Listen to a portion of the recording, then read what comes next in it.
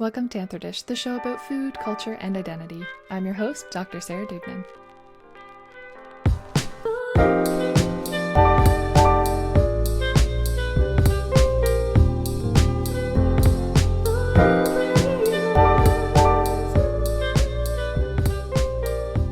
In the daily grind of work under capitalism, I'm sure I'm not alone in daydreaming of something more to life, and usually this takes the shape of going somewhere new on vacation or picking up a new language and imagining what life would look like if you lived in that country and spoke that language with ease.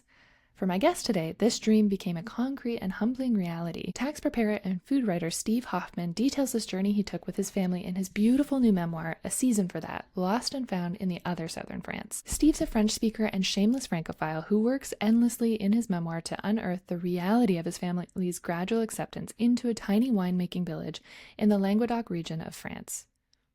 His writing has won multiple awards, including the 2019 James Beard MFK Fisher Distinguished Writer Award. He has also been published in Food and Wine, The Washington Post, the Minneapolis Star-Tribune, and Artful Living magazine.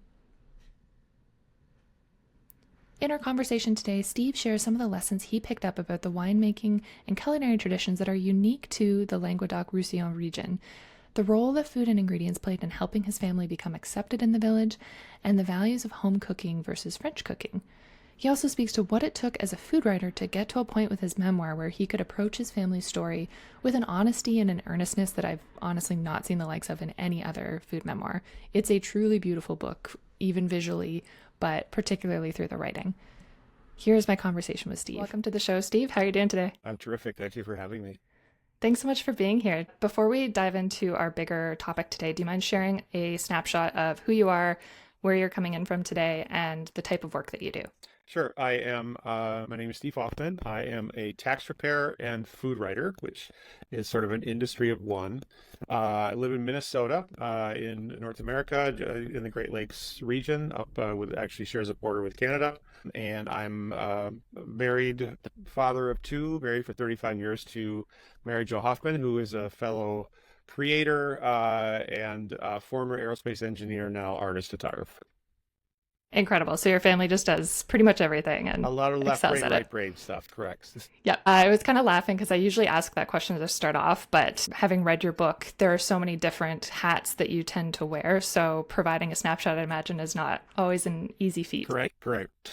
Yeah, there's a certain amount of weirdness that I need to get over first, and then people realize that I'm more or less normal. Fair. Well, one thing that really stuck out throughout your book is that you had this idea of France in your early years. And being that you're from Minnesota, I lived in Winnipeg for a while, so I know sort of, different, obviously different country, different place, but similarly cold landscape. I'm curious kind of what your idea of Minnesota is in terms of foods versus France back in that kind of early idealization of it. Yeah, it's a great question and one that I'm actively wrestling with. Know that I have an answer to. I'll say I'm not going to answer your question, but I did write an article a number of years ago. What is Northern food? And it was an attempt to wrestle with exactly that question, which is there, I think, are two traditions that we're dealing with in Minnesota and in the Great Lakes North generally, which is that primarily we were colonized or settled post Native American, obviously, was Columbus, by Nordic, Scandinavian, and Germanic, sort of Northern European citizens. So our food traditions tended primarily to get inherited from that tradition. So Central to Eastern to Northern European comfort food, a lot of what you would expect, cabbage, potatoes, lots of very meat and protein centric. And then and I think we have somewhat lazily adopted that as our cuisine in a way that ignores the extent to which there are new influences, obviously, certainly in the last 20 to 50 years, but really in the last 100 plus years, that have become our food in a way that we resist, I want to say. Still think of it as somebody else's food that happens to have arrived among us. And that article was an attempt to try to bridge that chasm, to reckon with what does it mean to have food here that is both from an older tradition and from a more recent tradition. And I mean, certainly in Minnesota, we're talking about German and Scandinavian food, but we're also talking very much, there's an enormous Hmong population. So Southeast Asian food is been here for, as longer than my lifetime, is very much a part of who we are, who our community is. There's a very strong Somali influence. Somali food is a big deal, and obviously a huge amount of Mexican and specifically Ecuadorian food. There's a really strong population of Ecuadorians who do a lot of construction and other kind of labor work, and their food has become an integral part of who we are, and what I think we should think of as our food. So that's what I feel like I'm trying to recognize and wrestle with as a Minnesotan who loves food, is attracted to French tradition because it has a classical tradition, because it's something that's been handed down or handed up from generations. That's very tied to land, to a specific place where food has been grown and cooked over generations upon generations. And I think one of the comparisons between American food generally and old world food is simply that our food tends to be broad. Learning about food here means learning broadly about multiple traditions. Learning about food, certainly in southern France where I was, about learning food in a deep way. In other words, what are all the ways that these same things have been visited and revisited over centuries and made delicious and interesting. But it's not they're not bringing in the kinds of influences that get brought in America, because we are, by definition, a country of immigrants. That's a very long answer to a short question. There you go. You asked for it. But you answered. I appreciate that nuance though, because I think there is so many layers to food in North America and regionally as well, and that's something I've been, doing my own like nerdy deep dives in Canadian food in the last little bit, and kind of how we think about it relative to land. And it struck me like in your writing about the food in France that you're exploring, the relationship to land and to season, and yeah, I like having that kind of that double exploration. And what I would say, one more thing, not to interrupt, but the other thing that needs to be recognized, and there are several figures in the Minnesota food world that are doing a wonderful job of beginning to recognize that, which is that we do have an indigenous tradition. We have a very long tradition that is very tied to this specific place over centuries and centuries. Unfortunately, it was violently disrupted and really cut off through mass migration into this place from the East Coast, through the disruption and intentional moving of native populations to other places from where they had established themselves. And I also think there's a very important movement, certainly Sean Sherman in the Twin Cities, Linda Black Elk in the Twin Cities and surrounding areas. They are doing a really beautiful work of trying to reconnect us, to jump that divide between what we are now, what got disrupted, and what had been there before. And so there is a native tradition, there is an indigenous tradition that has specifically to do with what food does this latitude and this location grow, and how do we nourish ourselves with it. And I think an important part of coming to understand food here is not forgetting that. Yeah, yeah, 100%. I think that I really appreciate you taking the time to kind of delve into that, because I think when we think American food, it's, you go to cheeseburger and that's Yep. kind of like the flat element of it. Or it begins when Europe arrived. Yeah. Yeah, yeah, Right. exactly. Yeah. So, a piece that I'm interested in getting your perspective on as well is when you were learning the French language in your younger years. I know for us up in Canada, when we're learning French, there's like a huge Quebecois spin to it. Mhm. And so, how we understand the language is very different. What was your experience like that learning it? Well, I had two experiences. One was early in my life when I went to Paris. That was when I learned, really transitioned from being a French student to being a French speaker. I'd taken French forever. I knew the rules were in my head. The vocabulary was sort of in my head. But then 9 months in Paris really shifted me to being a French speaker. But the French that I learned in school, the French that you're taught in school for the most part in America, is more or less Parisian French. So there wasn't certainly an accent or usage issue that I had to overcome. I just needed to learn the language, speak it more often, have conversations that introduced me to new ways of explaining myself. And that was what I needed to do. There is definitely a different kind of language in southern France. It has a very strong accent. It is derived in part from Occitan. It's still very much French. It's not as if it's not a dialect. It's not like there are words that any other Frenchman wouldn't understand, but there's an accent that I think derives from Occitan, which is the original language of that part of the world. And that accent was hard to it was hard to understand at first because it sounds a lot like Italian or Spanish. But the other thing there is that in Paris, if I spoke French well enough, I could more or less pass myself off as Parisian in brief exchanges with other Parisians. But in southern France, my speaking even very good Parisian inflected French still pointed me out as somebody who wasn't from there. So I was a bit of a stranger even for much longer in the South, even though in some ways it was more welcoming and more warm. There's that sort of Mediterranean sunny openness to southern France compared to northern France.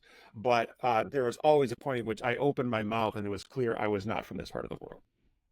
And what really strikes me with that too is so within that region of southern France that you're taking your family to, you're in a very small village. So I'd imagine, having a different type of accent and coming into a smaller village, there's a lot of barriers at play here as well, right? Absolutely, absolutely. We were.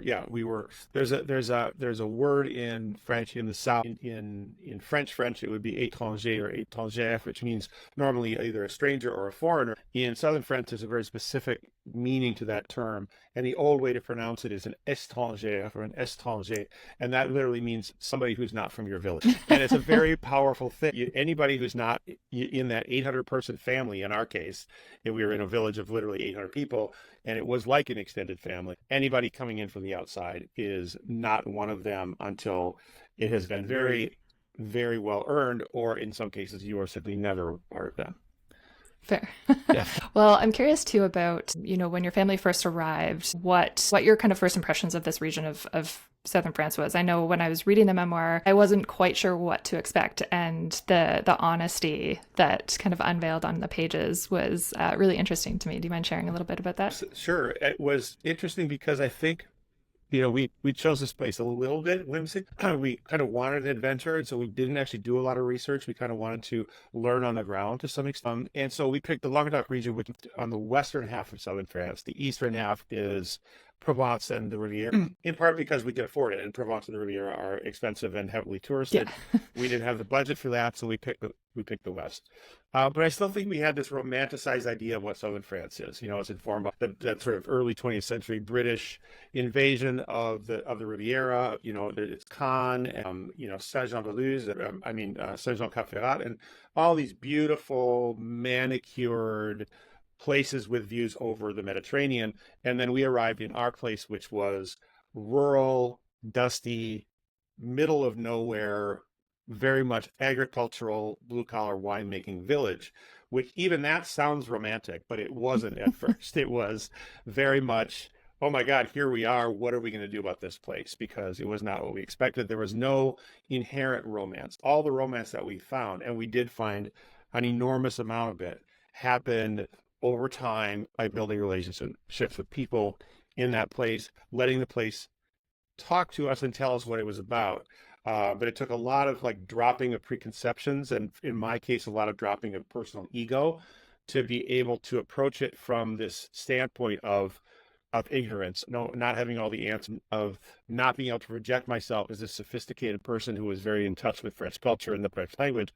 I had to start being vulnerable, and that dropped a lot of walls, and then that really ultimately was what led us into this very deep immersion that the book describes. Something that I thought was really interesting too in how you wrote about it, because it was very much like you could see the ego being stripped as you're writing, and particularly your role as a parent with Mary Jo to your kids in this very new setting. Writing, was that something that came really naturally as you're writing about the past, or was this kind of a... Not at all. No, not at all. It was very hard. And there's a reason this book took 10 years to write. We left the experience that the book is based on took place in 2012.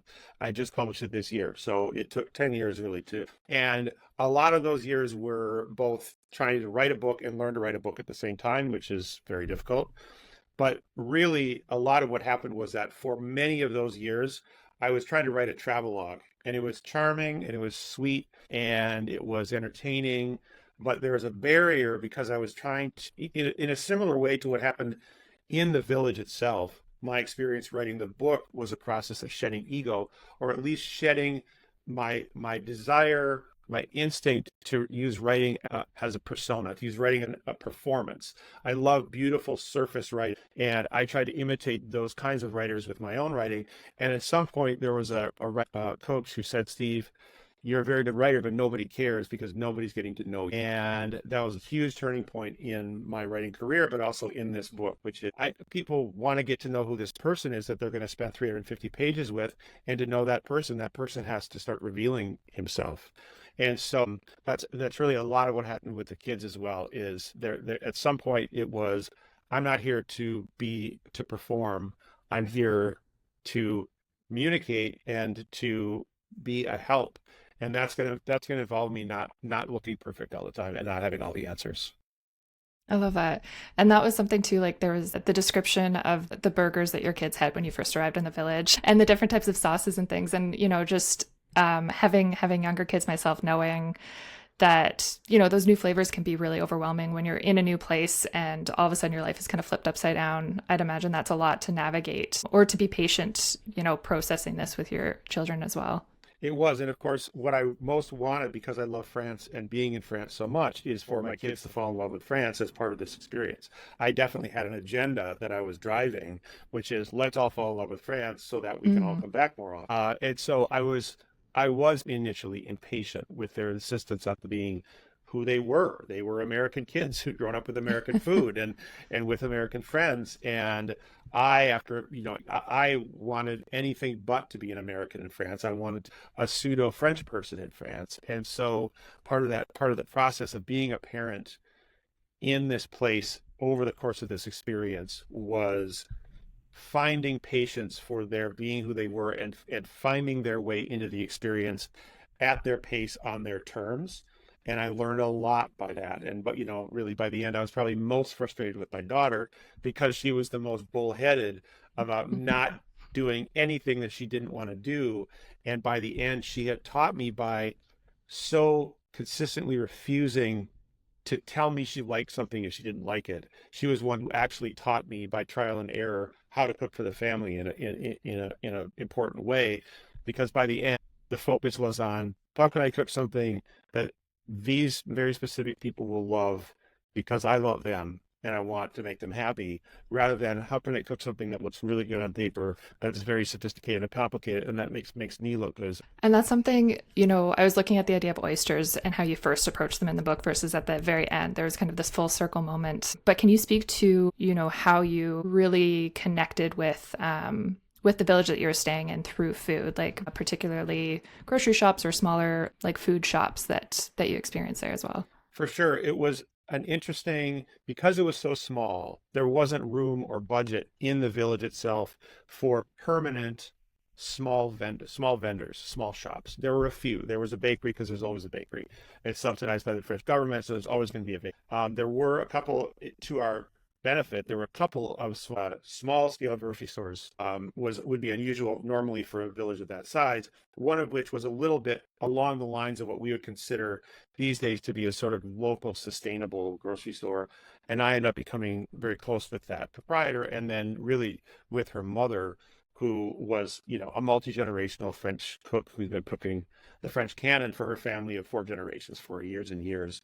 But there are some really fun elements because there weren't permanent installations, the types of food that a lot of people loved. There were these food trucks that would come in, and so you would get the shellfishmonger would show up on Friday and sell you oysters and mussels and clams from the Mediterranean. On Friday morning, the fishmonger would show up and he would sell you freshly caught fish that his sons had just, lifted from the water less than 24 hours ago in the back of his truck. And those were not only buying occasions, but they were social occasions that, people would leave their homes, they would gather in the square, and the truck would show up. There would be banter and shit giving and, all that sort of fun vendor market kind of energy. And it was there in a couple of those settings where I was able to first sort of, again, proclaim my innocence and proclaim my ignorance and say, okay, I don't recognize this fish. I don't even know what it is, but you're recommending it. So how would I prepare this? And I was just descended on by neighbors who all wanted to share their knowledge. And that then began to kind of snowball in a way that was this ongoing education in what it meant to live in this place. But again, it took that shedding of pretense or preconceived notions first, and then, letting the place talk to me. And at some point, the place wouldn't. All it wanted to do was talk to me about what it wanted to be. It was really cool. Yeah, yeah, that's incredible. And it really, to me, also stands in contrast with maybe like the ideal of like American work-life balance or structures where, we don't necessarily always have food operating on the social level in North America to the same extent that you see across different European populations. For sure. I mean, the kids had an hour and a half for lunch. Yeah. I mean, just imagine that. And most of them went home, often holding their grandparents' hand to eat an hour and a half lunch and then go back to school. And the school lunches were incredible. I mean, they were like prefix menus at a good restaurant. They were 3 or 4 courses. You had, fresh fruit for dessert. They were having challenging food. They really considered the lunch to be a part of the education. You were educating your palate at lunch, like you're educating your mind during the rest of this. And they're also, one of the turning points of the book really is my getting a glimpse on a Sunday afternoon through a courtyard door into this gracious multi-generation Sunday lunch that I knew was going to go on for another 3 or 4 hours. And that's remained an ideal for me ever since I saw that scene, this idea that you would just drop everything on a Sunday and grandparents and parents and children and grandchildren would all join. There's no phones. You drink wine. You have a good meal. You talk and talk and talk. And that connection over food was incredibly moving for me, and something I would love to try to recreate for my. But it's difficult because Mhm. you're running into a headwind in this culture where it is the norm, and so there's fewer obstacles you need to hurdle there to get there. Here, you have to almost create your tradition before you can inhabit that. Yeah, and something too that makes me think about is even just like the structures of food. So here, we have like all the to-go prepackaged foods or like, your coffee cup to go, things like that. So in terms of, you spoke a little bit about how part of the French education is palate. What are some of the foods that to you really represent how you could kind of learn about France through food structure or food tastes?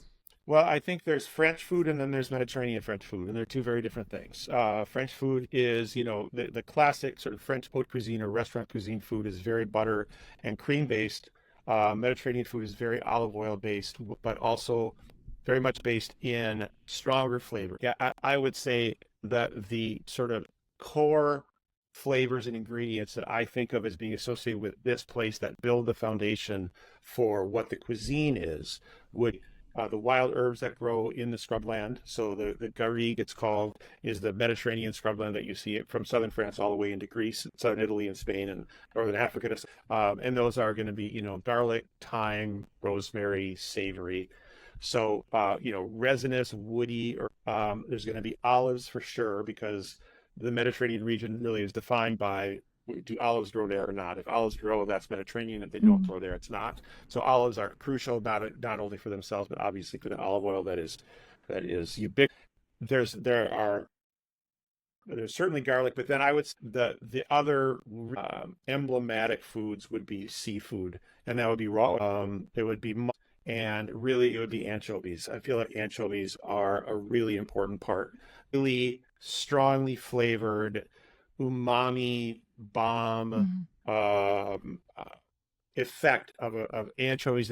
I think is really critical, a really critical baseline flavor for this. Yeah, that sounds really delicious as well. I was It's both delicious and challenging. I mean, sure. classic French food can be very approachable because we're all, especially us, we in northern climates are used to butter, relatively mild but it was very challenging down there. I mean, the fish, what they consider the good fish is not the easy white fish. It's the mackerel, and it's bulbous fish and fish soups with lots of garlic and saffron that taste very fishy. Mm. It's not because it's old fish that it smells fishy. It's because it's strong fish. That's what they prefer. They lean into strong flavors, and that was a really hard thing to get over for somebody even familiar with French. But certainly somebody coming from a northern climate where, again, we tend to in our location, pepper and horseradish is really spicy. Yeah. Yeah, I think too, with the type of fish that you're describing, it makes me think a lot about technique as well. Like when you live kind of in the mainland or, inland in North America, you don't necessarily have the same access to different types of fish or the full fish necessarily. So Right. what sorts of like tools or techniques did you find were, pieces that you had to kind of adapt to while you were cooking there?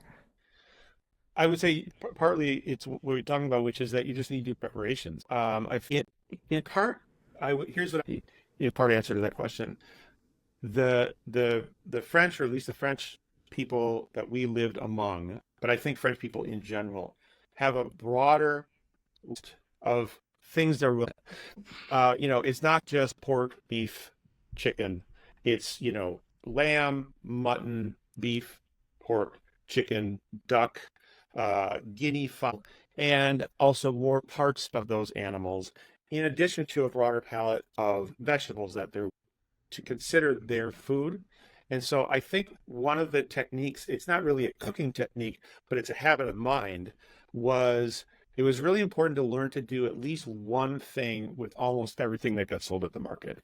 Because Mm. yes, there are multiple preparations, but if you knew how to do one thing, you could be competent in almost any season and at almost any market. So if I had an artichoke, I knew one thing to do with that artichoke.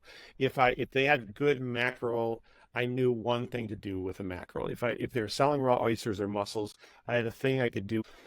That really broadened my ability to cook multiple things. It improved my skills in the kitchen, but it was also, I think, a way of eating better because I was able to cook a broader variety of food, and they're very good at being open to that. I mean, the kids, again, in school were eating mutton stew. They were pan fish fillets. They were eating Roquefort cheese. I mean, American kids, we would think it was almost a form of abuse to our school kids to that food that challenging, and yet it was just considered part of. Yeah, I mean that always makes me think back to, the whole like chicken fingers on a menu thing and how kids are much more flexible and adaptable to tastes and flavors if you expose them to it If as you well. start early. Yeah. Exactly.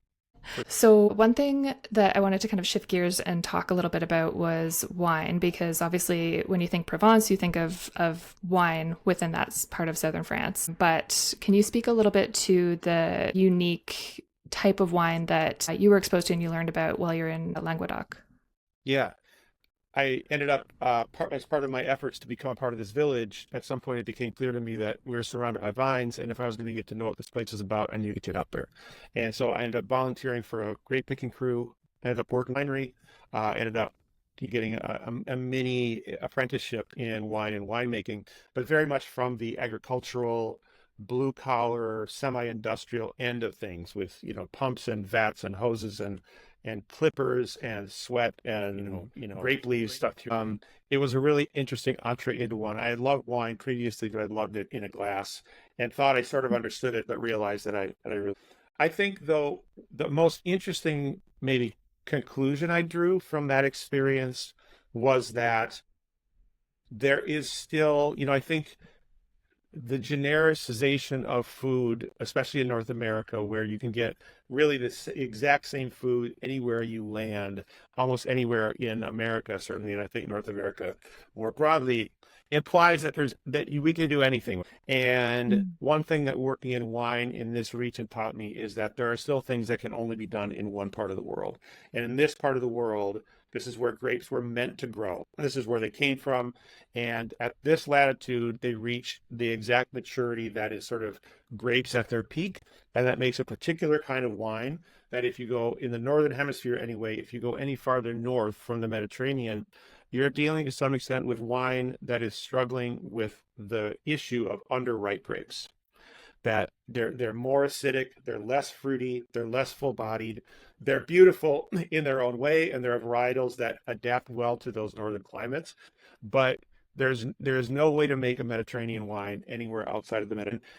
I fell in love with not only that type of wine, I started thinking of that as sort of my personal home base wine, but it also was just a beautiful reminder that no, really at some point, latitude and point at parts of the globe and what happens in those places cannot be recreated with all the miracles of science that we have at our disposal. The sun simply doesn't shine as many hours in the course of a summer, and certain things simply can't be produced as a result. Yeah, yeah, and I think that's an important reminder, particularly, as we're grappling with like climate change and environmental shifts in terms of how that affects the taste of wine, the accessibility of it as well. I think, as you said, we're used to having a wine rack around the corner where we can kind of pick up whatever Yeah. blend, you know.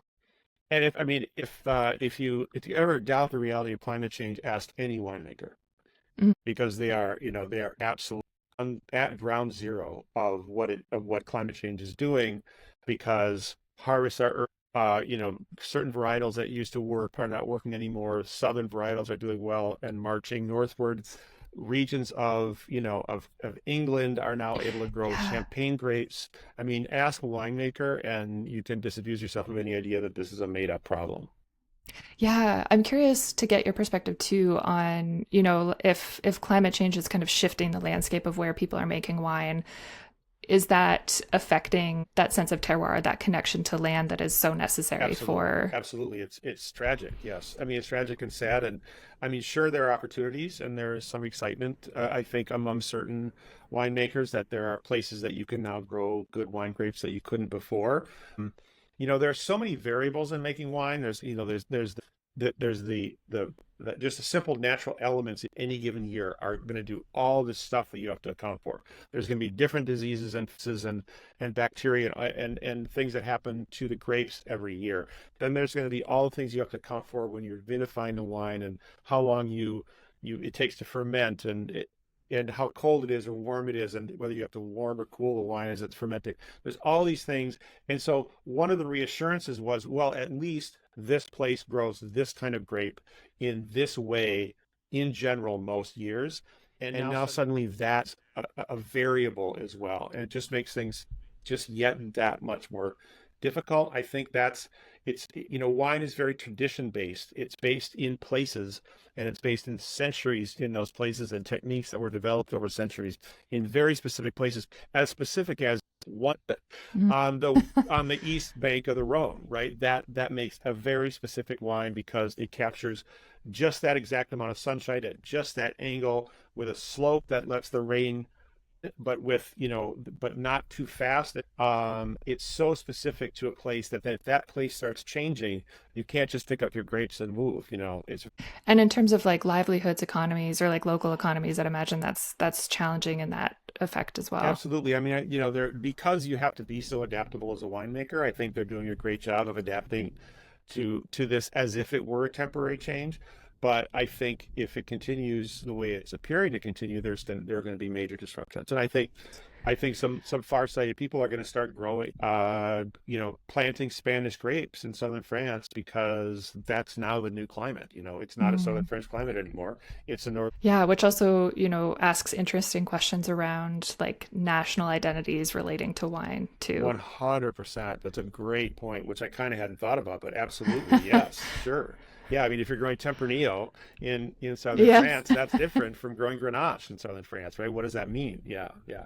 Although it also points to, it's interesting because it's the Languedoc side of southern France, the foreign influence is much more Spanish, on the eastern side, Italian, Mm. and there has also though been this centuries long cross-cultural fertilization, as similar to the southern border of the United States. So there's an influx, often seasonal, sometimes permanent, of workers who come to work in agriculture in the U.S. from Mexico.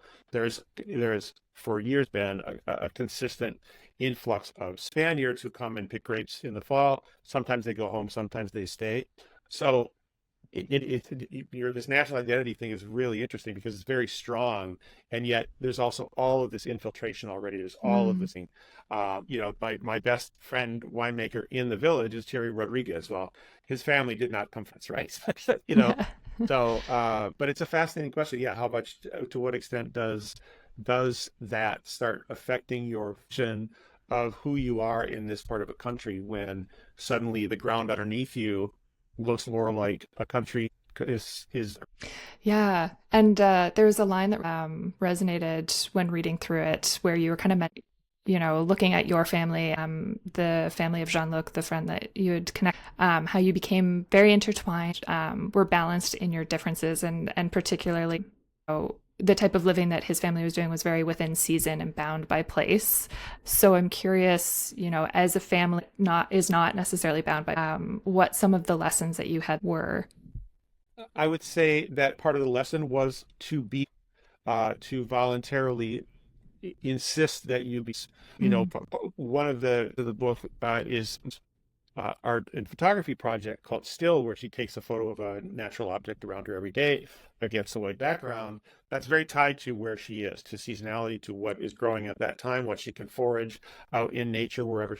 And I think what we found is that it was so satisfying for those 6 months that we were there to be introduced to what it meant to live in real engagement with the place and to live seasonally rather than monthly, that I think we've tried very hard to, in a way similar to the way we've tried to introduce some of the food traditions, not that eating that kind of food, but eating food in that way. We have tried to be engaged with our home place in Minnesota in a way that recreates that to some extent as well. To say we're here.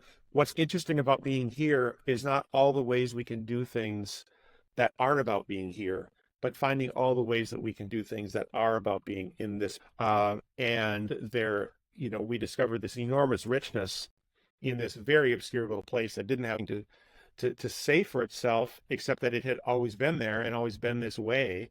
And it's very, it seemed very romantic, but in many ways, Otignac in southern France was as unremarkable as far as in cities, and it's the paying attention to it that creates meaning. I really like that. Do you find, when your family moved back to Minnesota, was that something that you're able to kind of see like that magic of being bound by place? Or was it more of a balance of that and also, the kind of what do they call it? I'm blanking on the term. Like counterculture shock Yeah, return? exactly. Yes, correct. Counterculture shock is a good way to put it. I think I'm still struggling with the question. I'm struggling with the fact that this is familiar to some extent. This is where I grew up, and so it's harder to see through that variety to what is and in some ways almost even exotic about this. Whereas it's easier in a new place. But so I'm literally in the middle of that struggle. I think, in fact, that's kind of what I'm thinking about writing about next is Mm. what it means to feel as if you're from one is your home and one is is fully enmeshed in who I am and how I see the world and how I behave and how things. I got that. It is who I am, and to some extent, trying to find myself in another place is a way of running away, not just from my place but from myself. And so I'm really working at trying to do what you're talking about, which is how do I re-engage with this place that in some sense I rejected for a while because I was so in love with Southern France, with what we had done there, what we experienced there, who I was there. The fact that I feel as if I'm, walking into a cultural headwind to some extent in the United States, certainly when it comes Yeah. to food and wine, that falls away when I'm in Southern France. How do I re-engage in a way that makes it and as exciting in its way, or as rich and rewarding in its way as that place was?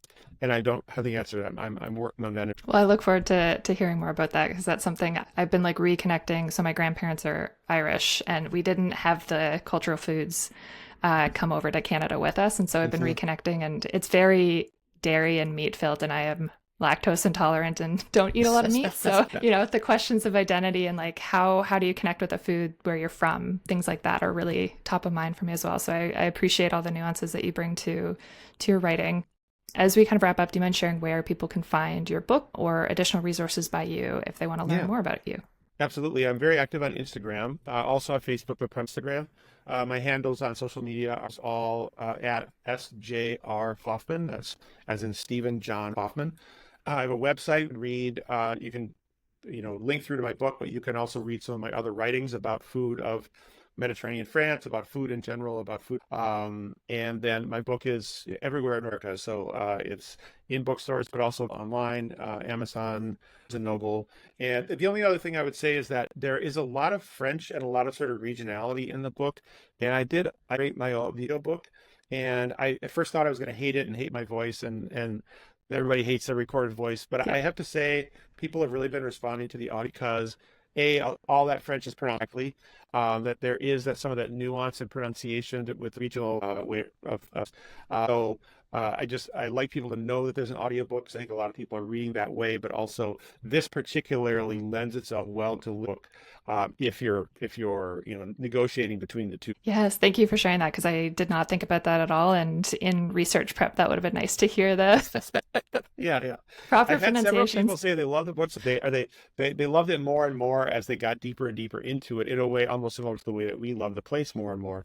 And they didn't want the book to end. And a few people said they finished reading the physical book and then went back and immediately started listening to the audiobook as a way of staying in Excellent. that world, which of course is That's exactly what you want to hear. Yes. Well, thank you so much, Steve. It was such a pleasure chatting with you. Your book is so beautifully done and such an honest and realistic take. So I appreciate you taking the time to chat about it. Thank you, Sarah. This has been a thrill. Like I said, I love nerdiness, so I love going to these podcasts. That was Steve Hoffman. I've linked his new memoir, A Season for That, and his social media in the show notes below if you want to follow along and learn more. You can also find all this at my website at AnthroDish.com under episodes. Thanks so much for listening to AnthroDish Podcast. If you like this show, subscribe on Apple Podcasts, Spotify, YouTube, or wherever you get your podcasts. Please rate us on Apple Podcasts to help get the word out. For more AnthroDish, you can sign up for my newsletter at sarahdugan.substack.com, or you can find me on TikTok, Instagram, or Facebook at AnthroDish Podcast. I always love hearing from you and what you're thinking about food. Music was done by Lucas Wojcicki at lucassound.com. AnthroDish is produced in partnership with the American Anthropological Association. Thank you so much for tuning in, and we'll catch you next week.